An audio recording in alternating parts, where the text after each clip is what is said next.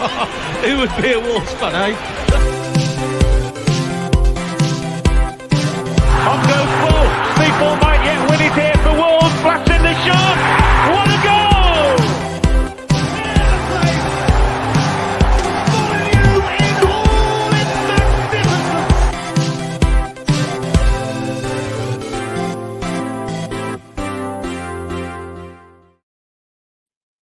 Evening and welcome to Wolves Fancast. Reviewing we'll get into it, but the disappointing defeat against Aston Villa yesterday in association with Audi and Boston Coffee Company. Tonight joined by Tom Calvert and Ed. Evening, guys. How are we doing? Yeah, all right. Thanks, mate. Happy egg. And you, Ed? Yeah, not too bad. Full of chocolate, but other than that, I'm all good. Oh, it's that Easter smile. At least we've got that to look forward to today and sort of drown our sorrows in chocolate, as it were. Let's get straight into it. So, yesterday, I mean, we all knew that there was always going to be some kind of interesting team lineup going into the game against Villa. But did we see Chihuahua starting, or did we think that Nathan Fraser would get the nod again? What would you reckon, Tom? I thought Chihuahua might start just because Fraser was so bad against Coventry. I just think it'd have been almost bad news almost to start him again. Again, it's not his fault. I'm not knocking the kid at all, and it's not O'Neill's fault either, but he looked so out of his depth against Coventry. And Chihuahua looked like he had a little bit about him when he came on. And Chihuahua had a decent week as well, playing for England, scoring in the under-18s. So I had absolutely no complaints with him coming in, and I think it probably was the right call. I mean, we're pretty limited, aren't we, in options? So I think out of the two, toss of a coin, and probably I'd have gone for Chihuahua myself anyway. Yeah, most definitely. I mean, it was tough to make any sort of call. I mean, we are light on numbers. I mean, looking at that starting 11 that we had up there, Ed, is there any sort of area that you'd look to change, or anything we could have done differently? Hindsight's a beautiful thing. I don't know, because if you look at that bench, I mean, it's lighter than anything. And there's what, 4 kids and a goalkeeper, and then the rest are defensive players. No, not really. I think Chihuahua starting over Fraser probably made sense, not just because of everything Tom's just said, but also the spacing behind as well, with the high line that Villa like to play. The one chance we might have had is something going over the top, and Chihuahua is quicker than Fraser. No, I don't know what else we could have done. I'm sure we'll talk about Lamina's new hybrid, placement on the pitch.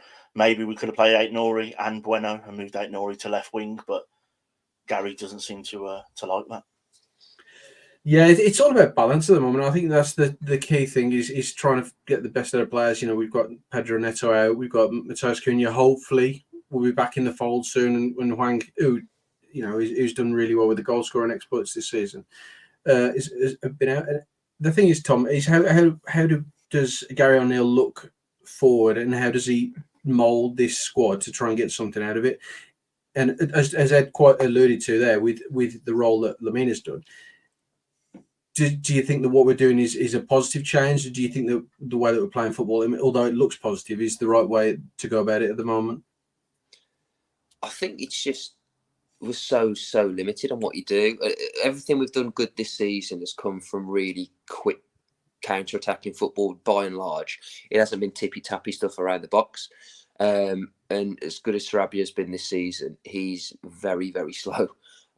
Fraser looks slow as well. So we haven't really got the options to sort of play almost as we've been playing successfully this season.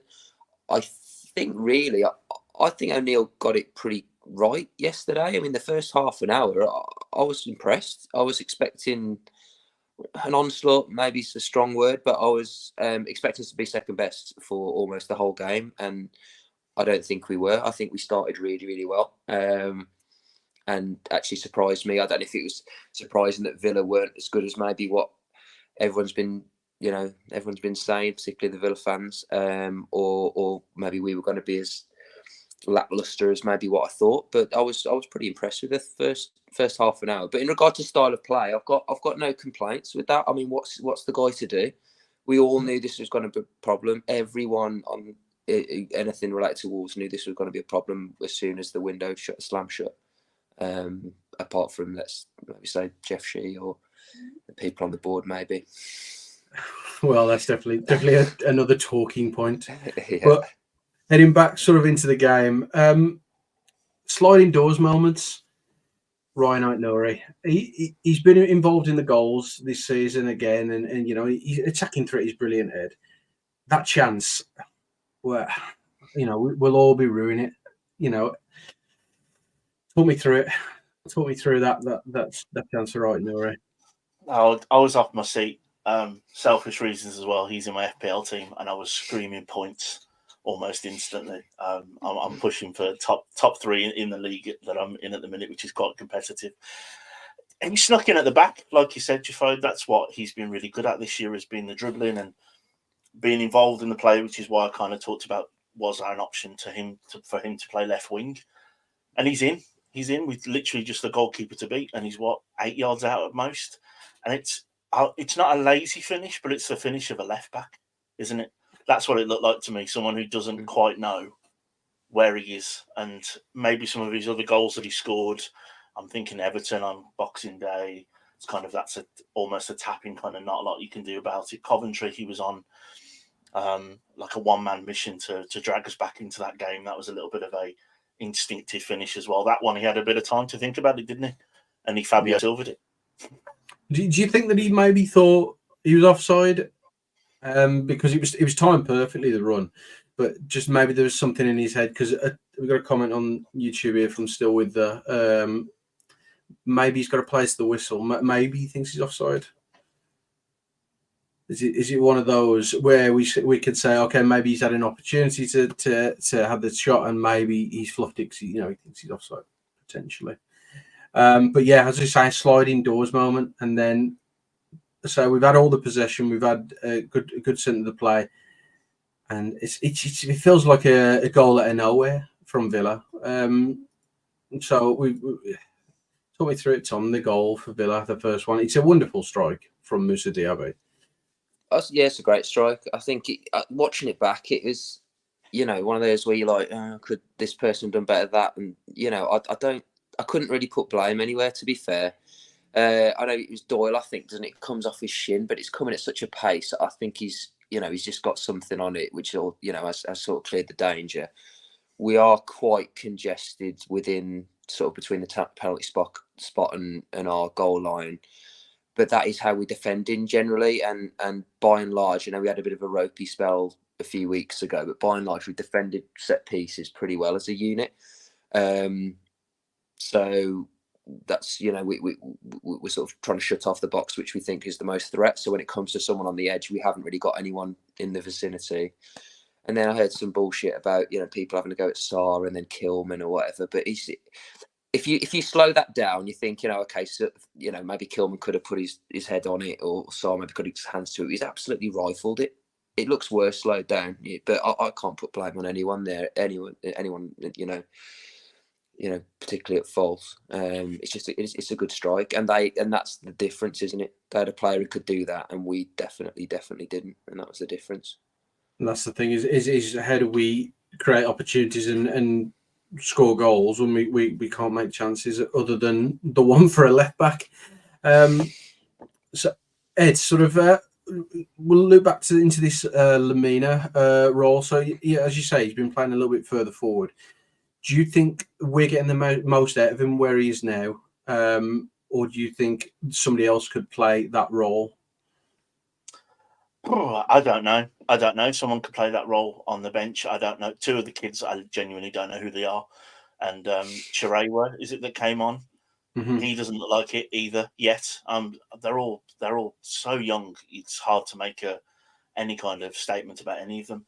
I know Lamina. I know he's a midfielder, but I don't know much about him either. Not really. No. I just wondered if maybe we could have packed the midfield a little bit more with maybe playing Lamina in central midfield rather than sort of this hybrid left wing central midfield, attacking midfield kind of position, because he seemed ineffectual the last couple of games in that position, and where he's been dangerous is breaking a bit deeper. He's allowed Joao Gomez to go forward as well. We talked about the Tottenham game. When he's able to sit, we had Tommy Dore there, who for the first half an hour, like Tom said earlier, we were dictating the play. We were really quite impressive, way more impressive than I thought we were going to be. And with him kind of sitting, dictating the play, maybe we could have packed out the midfield a little bit more. But then we would have left Chiwami really, really isolated up front, so that wouldn't have worked either. I think we're trying to play chess with like checkers pieces, aren't we? At the moment, it seems to be like we're not playing the right game at the moment. I think that's a good statement as well. We are trying to play this sort of much slower style of football where there's a lot more possession. I mean, the stats showed it yesterday. I mean, we had more possession. I mean, for a majority of the game, we were up at 60-70% possession for that first half, Tom. Do you think that we've got the players to sort of play this style of football, or do you think that we are a team that is solely built for counter-attacking?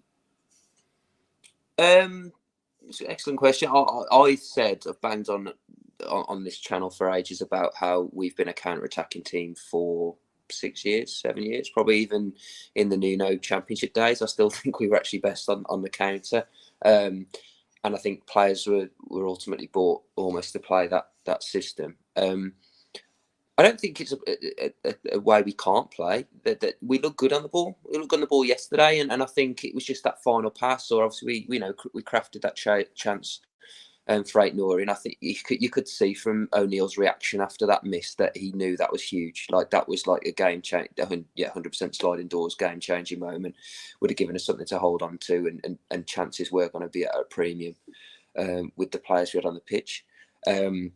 But I would love to know the stats on win percentage when we've had the most possession compared to when we haven't, because I reckon that we definitely win more games when we have less of the ball than when we do. We struggle to break teams down, don't we, when we've got the ball at our feet, and are much better when we spring the counter attack. That's why we've been better against the bigger teams for years and struggled against the teams at the bottom.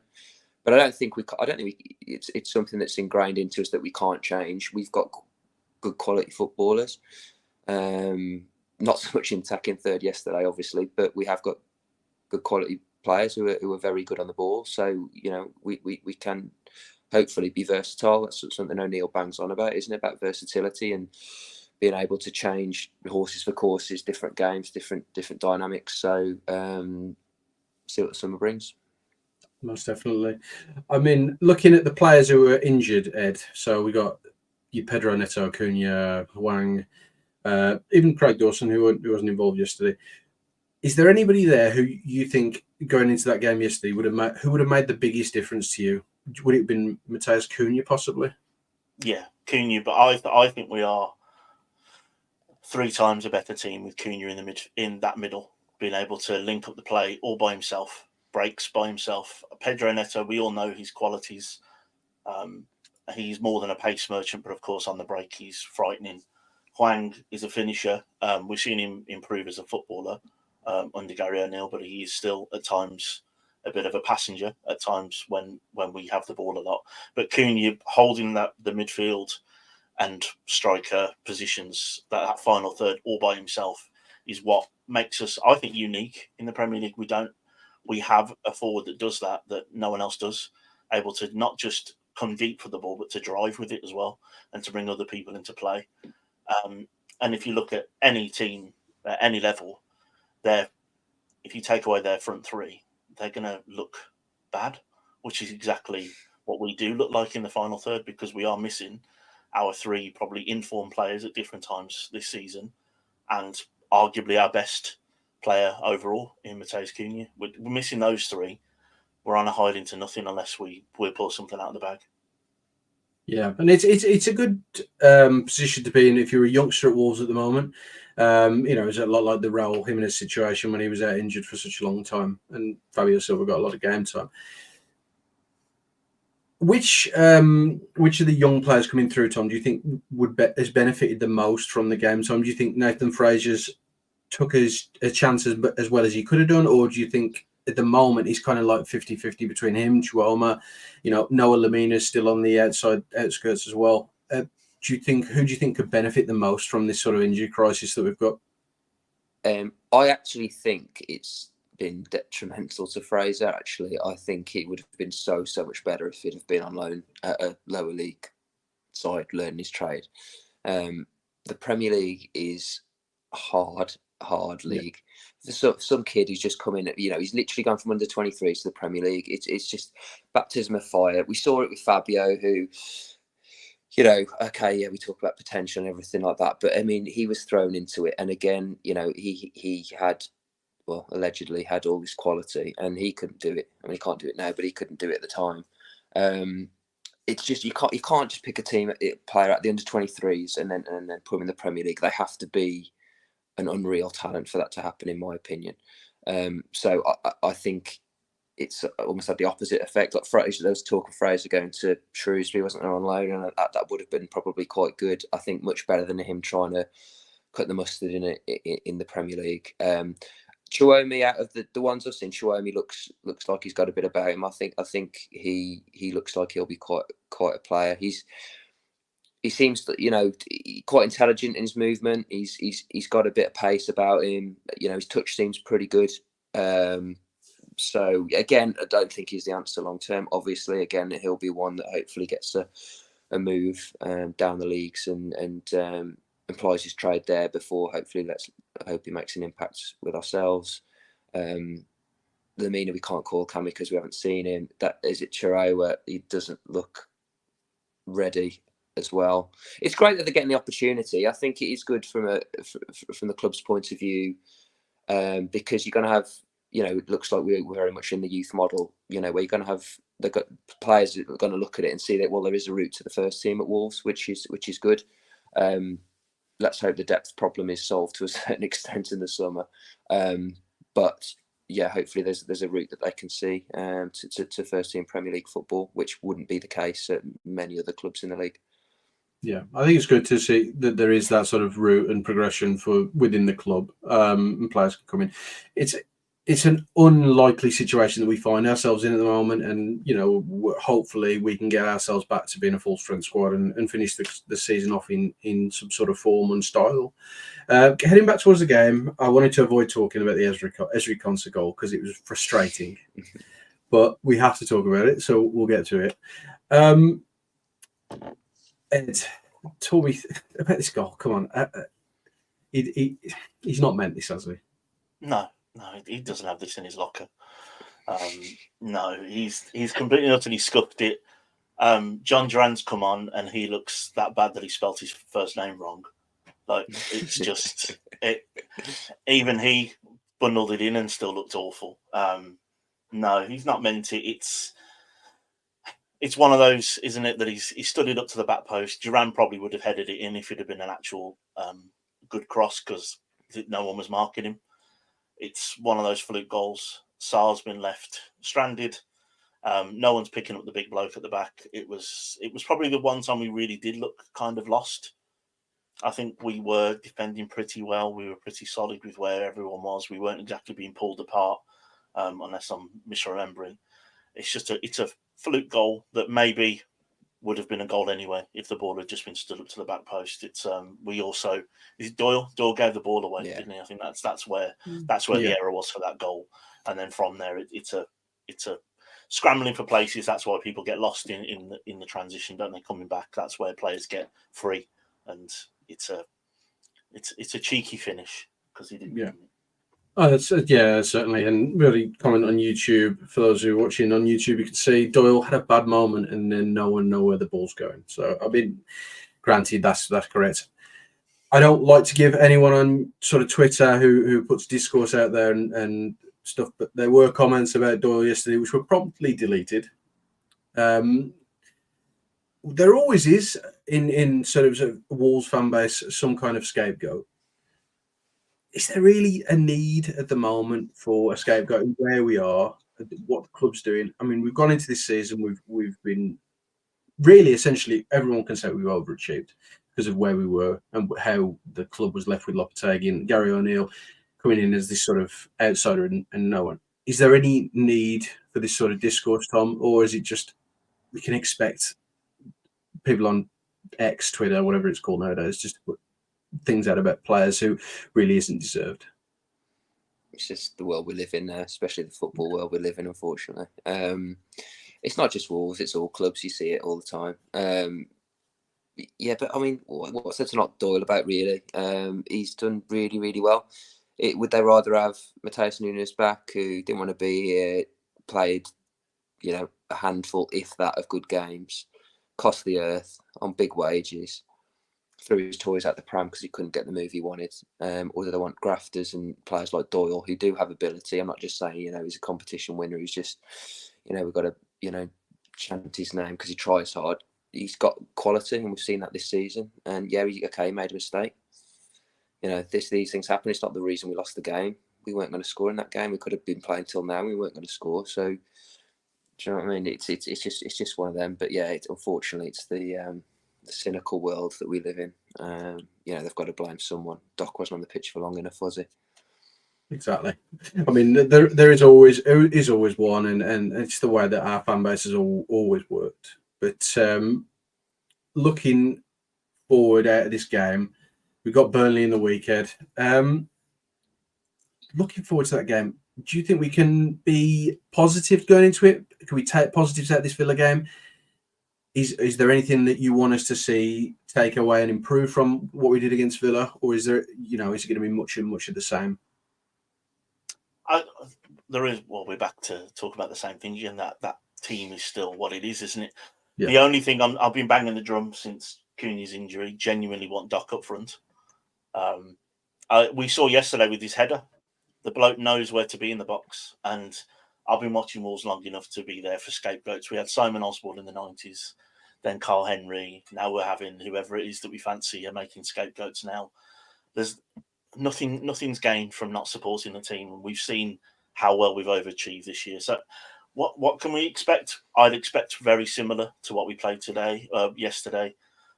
Burnley are crap. That's the only thing we've got going in our favour, and they don't even have company on their bench, do they, with his weird hat? He got sent off, didn't he? So he's not going to be there to. That it's worse though. It's Bellaby now. It's even worse. He can point at his sleeve again when we beat them, so that's fine. Yeah. So we should have enough to at least be more competitive at home. Burnley, they like the ball, don't they? Let them have the ball. We're better without it, like Tom said earlier. Let them have the ball and they'll make a mistake, and let's hope we can pounce on it this time. And maybe Aït-Nouri in the Bueno thing that I talked about earlier, maybe we can try Aït-Nouri at left wing and just do something slightly different. We need someone around whoever we decide to play up front, whether it's Chiwoni or Fraser. I like the Danny Butterfield feeling for Doherty. If he went up there and scored a hat trick, no one would complain. But somehow I just feel like that would only be against Wolves. So it's just the whole thing. Yeah. Didn't he used to play a striker? Wasn't he a striker in his youth days or something? I'm sure I've read an article where he used to play up front, because I think that's why he claims that. Because to be fair, Ed's absolutely right. He does pick up great positions in the box. Mm-hmm. And under Nuno, there's one season where he was on average positions on the pitch. He was our furthest forward. Why not? what other options have we got, really? I can't see it, but you never know. Aït-Nouri up top. I wouldn't be against that, to be fair. But then again, the amount of times he picks the ball up from about 40 yards out, sort of inside our half, beats three men and we're up the pitch. Which we'd miss, I think, if he was a little bit higher up. People talk about Cunha being back. There's no chance he's going to start, surely. Like, if he's not even on the bench for Villa, he's not going to start 3 days later. The absolute best we'll be able to hope from that is like a 10-15 minute cameo at the end. Yeah, there's no point risking him, is there? Yeah. You've seen it already. Yeah, hamstrings. It's just not worth it. I was looking. Yeah, so so you've got a little bit for the YouTube viewers. Will Cunha be fit? I think you're right, exactly right, Tom. I think. If he's involved in the squad, he's not going to be starting, because if he was ready for a midweek game, he would have been on the bench on Saturday. So it's tough. Do you think, Ed? Do you think you'll be involved in the bench, or do you think we're still too early for Cunha? Because the club are keeping everything quite under wraps for this, apart from a few little YouTube and Instagram videos. Yeah, so we had thoughts that he might even be fit for Coventry, didn't we? Which was like a week ago now. So they are definitely playing some kind of silly beggars in some way, shape, or form. I just wonder why we bother, in all honesty. I'm not one of those people that's saying that the season's over. We are still pushing for Europe, potentially. There is still a chance that, it can go all the way down to 8th, and who's to say that we aren't the 8th best team. I just don't know if it's worth risking him against Burnley in the midweek when he wasn't fit enough to even be on the bench yesterday. I'd rather give him another 4 or 5 days to get fit for the game after. Maybe on the bench, it's always might be nice to bring him on for 10 minutes and stretch his legs and test the hamstring out in a competitive match. But again, only if we're winning. I'm happy for him to take a place on the bench instead of one of the kids that didn't get a game yesterday because why not? Why not? It's worth having him on the bench as a break in case of emergencies, but I don't know if we even need to worry, even if we're drawing against Burnley, to be honest, because we need to just keep picking up points and staying solid and get him back to full fitness. And yeah, I would prefer him to be fitter for the running rather than rushing through for a midweek game against a team that pretty much are relegated already. Yeah, most definitely. And I think it is one of those things is how do we manage this squad and how do we get the best out of what we have at the moment without, as you say, potentially rushing people back, compounding injuries. Like we've seen with Neto this season, he's been out already with the hamstring injury, and then he goes out, he's out again, all granted being the opposite leg. The problem is we seem to be having a lot in the same area. Is it something we should be potentially concerned about, Tom, in terms of what's going on with the medical staff, or is it sort of just one of these things that's just happened and it's sad that it's happened all at the same time? Yeah, it's really tricky, isn't it? Because we're not medical men. We don't know. I mean, it sounds like he got absolutely all clear. There was nothing. This is Neto talking about it, like, I got the all clear. Absolutely nothing on the scans. You take the advice that that you're given. I had this conversation with a mate of mine I was watching the game with yesterday. I don't know if it's something to do. We've got three strikers all out with hamstring injuries. Is it because we play this counter-attacking game where it's all sprinting, so that they're just literally, I wouldn't say a low block, but they're pretty far back, and then it's all guns blazing and they're sprinting like rapidly down the pitch consistently. Again, not a physio, don't really know, but whether there's something in that where it's just constant like sprinting rather than just like little jogs around, possibly. I don't know. I don't think Hwang. There's something really bizarre went on, wasn't there, with South Korea, I think, and what was going on there. I think he came back and he looked like a different person. He was just like an imposter before he got injured. There's something really bizarre was going on there. And to be fair, he's been injury prone, pretty much since we've had him. Same with Neto. Again, since his kneecap injury, he's unfortunately been pretty injury prone. Cunha's just looked really soft when it happened. I didn't think anything of it. I thought he was going to come back on the pitch. It didn't even look like a proper hamstring injury, to be fair. And that's kept him out for 5-6 weeks. But it's just so short-sighted, isn't it? For in January, we all knew this was. We all knew we were short, and we got so lucky earlier on in the season. And O'Neill's a victim of his own success, as it often is the case with a lot of these managers that we get. And then when the shit hits the fan, they're just literally up shit creek. They got, he called it, didn't he? He said, I need I'm a striker light. 2 went out.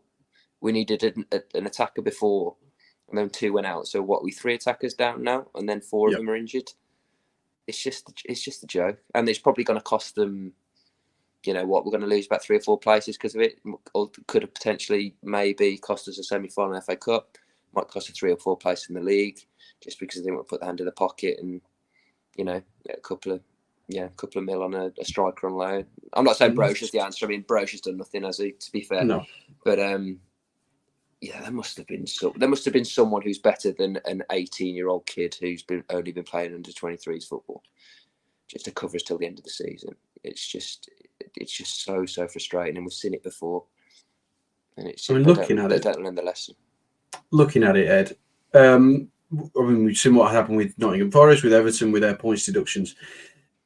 would you have taken a 4-point deduction to spend a couple of million on potentially a striker? And who do you think we could have brought in who could have made a difference? I mean, I wouldn't have taken the point deduction. I think if we're in similar positions to where Forest are, I mean, their finances are nuts. I mean, they still bought people in January, didn't they? They bought about 14 goalkeepers, for goodness sake.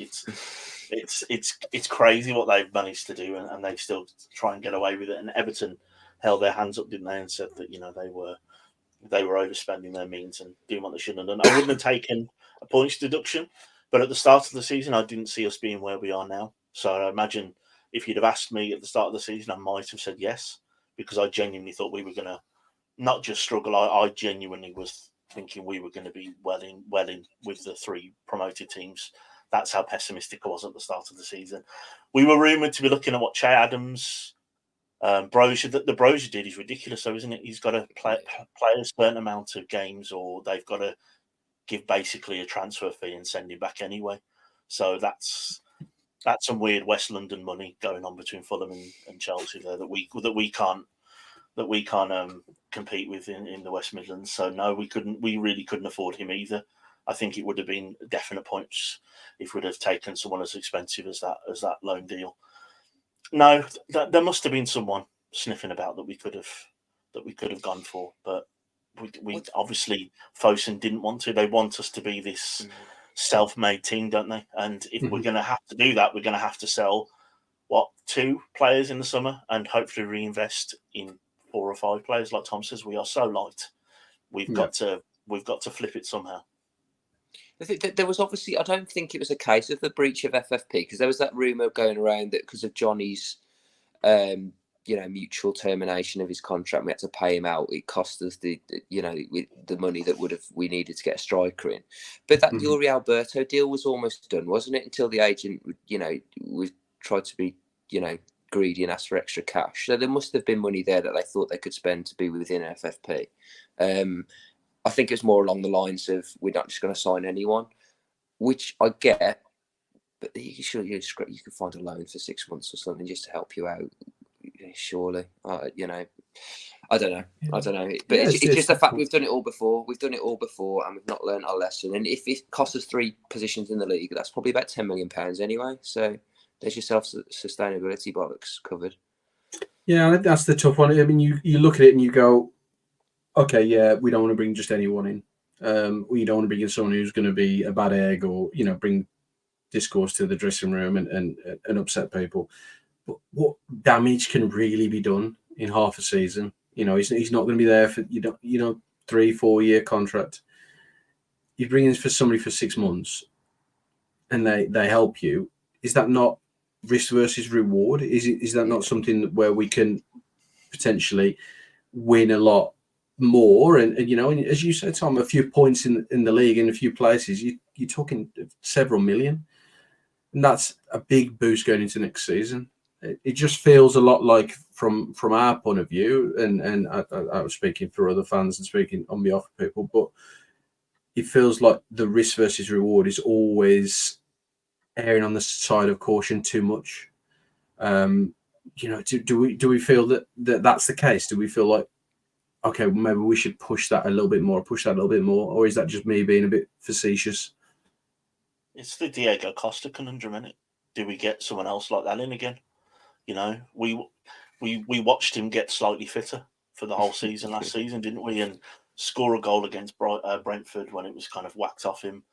But is he or someone of that ilk better than what we had the last couple of weeks? Probably, because he's a grown-up.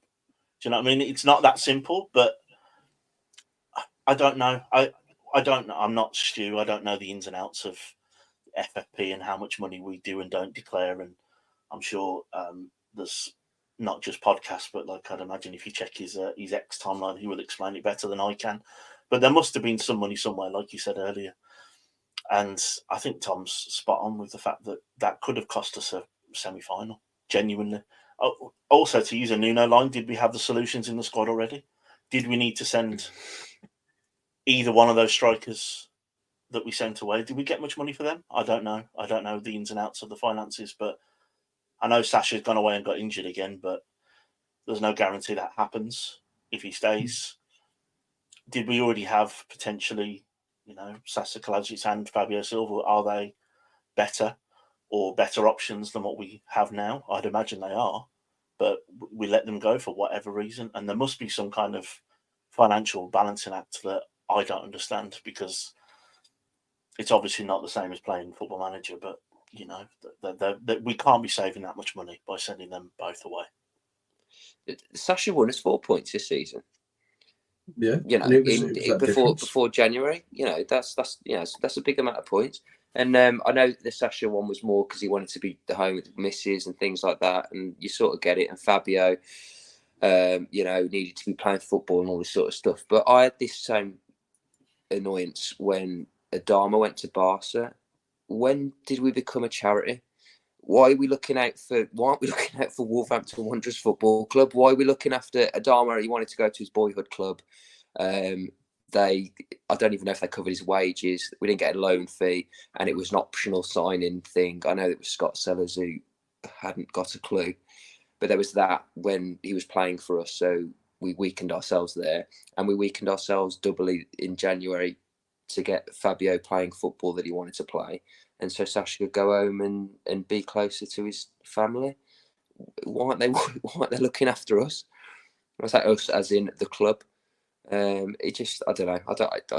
It's the one thing that's really sort of grates on me a little bit, to be honest. And Hobbs has done a good job since he's been in, and it's not a slight on him. I just feel really sorry for O'Neill. I feel like he's just, what can you do? You get the vibe in the press conferences. He's like, I've got 12 senior fit players. We'll try and come up with a plan that's going to work for us. But when you're playing, some 18-year-old kid up front, it's hard to formulate a plan that's going to get you points against a rival who's chasing Champions League football away from home. I totally agree with you. I think you have to feel sorry for what he's done, because he's achieved so much as in this season. It's unreal, really. When you look at where we've come and the coaching levels that he's achieved, is there a worry, Ed, that somebody could come in and take O'Neill in this summer? Because there will be teams sniffing around him, seeing the great job that he's done, and he's only ever done well for himself through Bournemouth and Wolves. So, is there a problem where we could be seeing ourselves without a manager going into next season again? Potentially. I think every time I come on here, I talk about the humble pie that I've eaten, because Gary O'Neill did not inspire me at the start, and now I think he's brilliant. So there's always the potential of people sniffing around, but he kind of gives the vibe of someone who wants to build something. He wasn't happy with the way it ended at Bournemouth. I don't think he was ready to leave there either. And it's only in the last, 4 or 5 weeks, really, for Bournemouth, it's looked like it was the right decision, because they were awful at the start of the season. And since Christmas, they've kind of picked up, haven't they? He's already sort of battered away the Man United rumours and why anyone would go there, with the ghost of Alex Ferguson still haunting the place. But we saw with our rock and roll manager last year, didn't we, that Lopetegui, when the chips were down, he wasn't ready to roll up his sleeves, but he was also saying that they weren't buying anybody. They weren't going to put their hands in their pockets. And, I mean, they haven't, really. So maybe there was an ounce of truth in what he was talking. So it's who comes in for him, I guess. It would need to be a step up from our team, and there aren't that many clubs higher than us right now. So why would he leave? Maybe England, maybe the England jobs might be the potential, but I don't see him leaving just yet, because I think he feels like he's got a point to prove as well. Yeah, I think he's a high quality manager. I think he will go eventually to a bigger club. I could just see with the experience that he gets, and with the coaching level that he's achieving with players, certain clubs will see levels within him and say, okay, well, he can achieve this with a club like Wolves and bring players through. He could do it at a big club, and I'm not saying people like Liverpool, but people, clubs like that, where they want to value bringing through youth players, or even clubs like Brighton as well. With De Zerbi probably off as well in the summer, clubs like that will be looking. And it's frustrating, because we all want O'Neill to do well, and we all want him to achieve. And it's it is the Lopetegui situation again, as you say, where is he going to have the funds? Is he going to get frustrated with it all? Because there's only so much frustration you can take and deal with it without wanting to have an outburst or wanting to go somewhere else or do something different. You know, how do you feel on it, Tom? How do you feel about how we go into next season and how we approach transfers and how we keep essentially a manager that we didn't want at the start of the season as fans? How do we keep him happy? Yeah, I'm with Ed as well. I'll get decent vibes from him. I think hopefully, you know, he will feel a bit of sense of loyalty. I know loyalty is very, very limited in football, but you know, we gave him a big opportunity. You know, it's a step up from Bournemouth, isn't it? Really, you know, so he got a gig at a good club. I think there will be movement in the summer in regard to transfers. I still think we'll have funds to get people in, you know, regardless of sales. I'm not saying a big amount of money, but the line they've always toed is that if we get through this like little cycle, this is where, you know, we find out if they've been lying to us or not. The line was in the summer. You know, Jeff Shee, when he gave that sort of statement, and he was at the start of the season when he was talking about, you know, Lopetegui in it and things like that, he did say, look, we need to get through this 12 months basically, and then we can go again to a certain extent in the summer. So I still think there will be funds.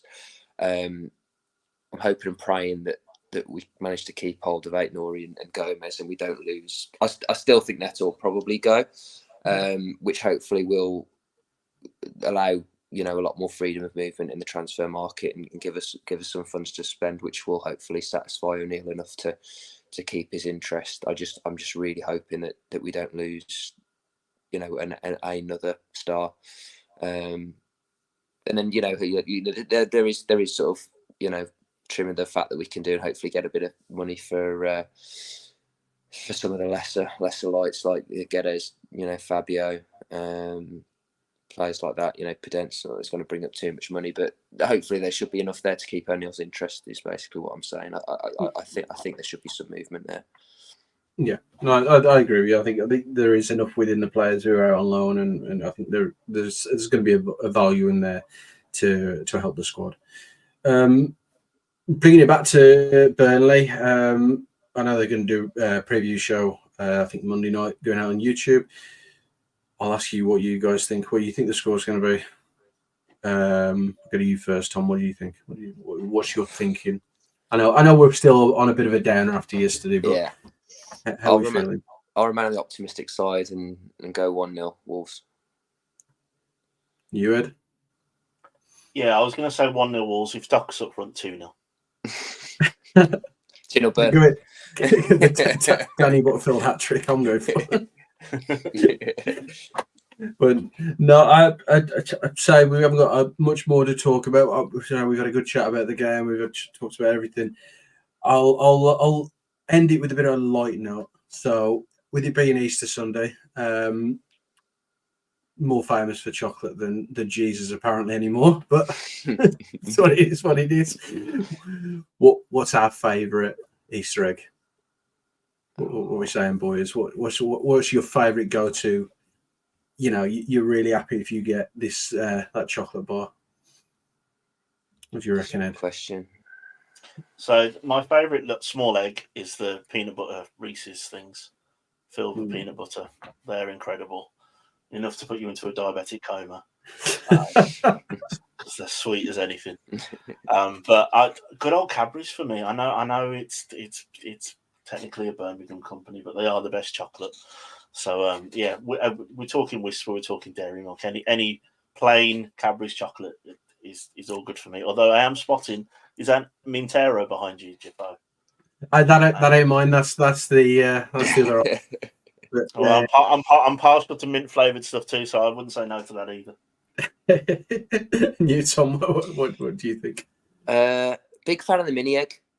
So yeah, because the mini eggs, you get obviously the egg, which is obviously great, and then you get the mini eggs inside it, which is just a delightful bonus. So yeah, I'd go mini eggs. I'm not going to say it is a delightful bonus. It is absolutely eggs inside eggs. What more could you want? It's exception. Indeed, absolutely. That's an exceptional way to end the show. Yeah. I'm gonna leave it at that. That was fantastic. Yeah, that'll do. So yeah, so thanks for everyone for listening. Thanks for our sponsors Audi and Boston Coffee Company. Appreciate you guys coming on and having a chat with us today. Everyone who's been involved with the YouTube comments, everyone who's watched live on Twitter, X, Facebook, and everyone who listens on all your best places to get your podcasts. So good night from Tom. Night, guys. Night from Ed. See you guys. I'll catch you soon. That was a fantastic 45 minutes. Cheers, guys. Thanks for listening. Peace.